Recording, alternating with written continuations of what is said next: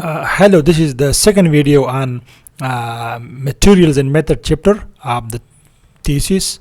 So I explained in my first video that the title should be materials and method, and there will be a short introduction that what you are going to do in this chapter. Right now, let's go that what you need to do after the introduction. Research methodology. You must need to show the audience, the reader, a flow chart. The flow chart means that what you are going to do here. This is a very good approach.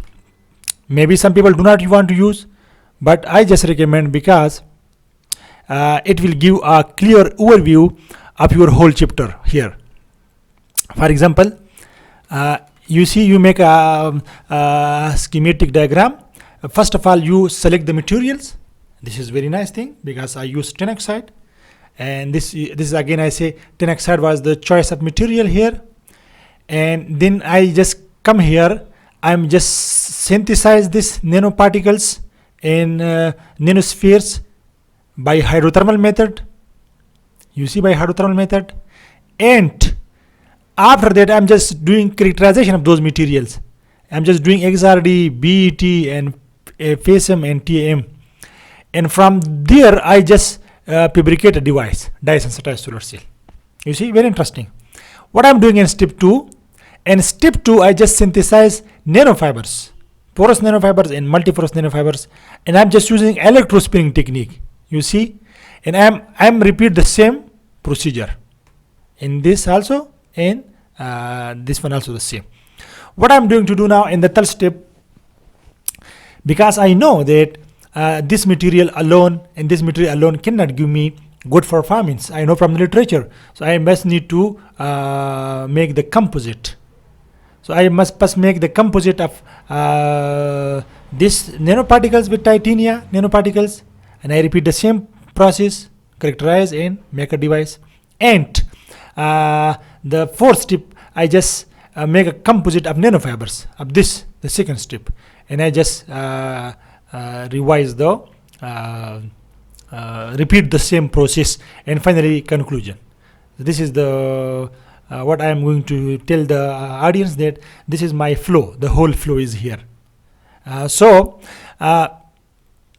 this characterization, the all these the synthesis method, the characterization methods, and the fabrication method of dye-sensitized solar cell, I will explain in this chapter, third chapter. But the results which I obtained, from these materials and making devices, I will use in result discussion chapters.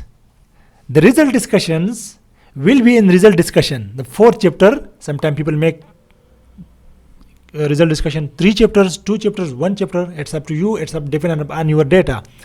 But what I want to mention here, that the synthesis method, their characterization methods, and the dye-sensitized solar cell, the device fabrication method, you have to explain in third chapter. The method, the methodology, the research methodology, you have to explain in third chapter, but you have to explain the results you got from this thing in chapter 4. We call that result discussion chapter. Now look here, I'm just synthesizing nanostructure. So this is the first experiment is hydrothermal. So I just explain about the hydrothermal method, that I will use hydrothermal method to explain, to achieve my nanoparticles. Okay, so I'm just explaining about the hydrothermal method. What is hydrothermal method?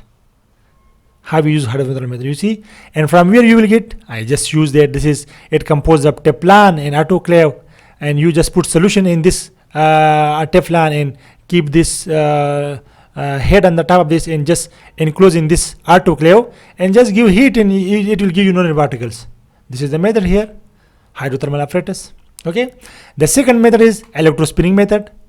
So I am just telling the readers that what is electrospinning method, a small introduction, electrospinning method, and I'm also showing there the schematic diagram. This is the schematic diagram, that how electrospinning works. You see here, this is everything you have to write about this methodology. And I'm just telling that I use 4 concentration, 5 concentration. It is just all your methods you are using here. You see, and in the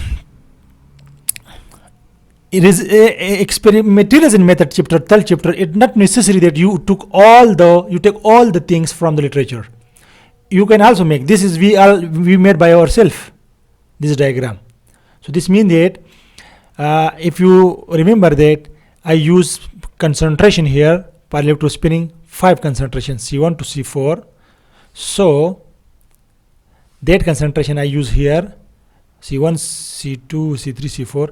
It gives us various morphologies. You see, this is multiporous, this one, and this one is also multiporous. This is single pore, this is single pore, and this is just solid nanofibers. So you can also write something you achieve, a schematic or something about. Okay, so this is all about the third chapter, the materials and methods. I make a short video, and in the coming video I will explain that how you will write the characterization techniques in those things. Here I just explained that which method you want to use, you need to write about that, you need to draw the diagram, you need to draw the schematics. I think I recommend that you draw by yourself. I draw this by myself. You do not just copy from Google and paste it here. Okay, and for electrospinning method and for hydrothermal method, you can also take help from Google, and you can also take help from literature review, the way I explained that you need to read papers, people articles. Okay, thanks for watching.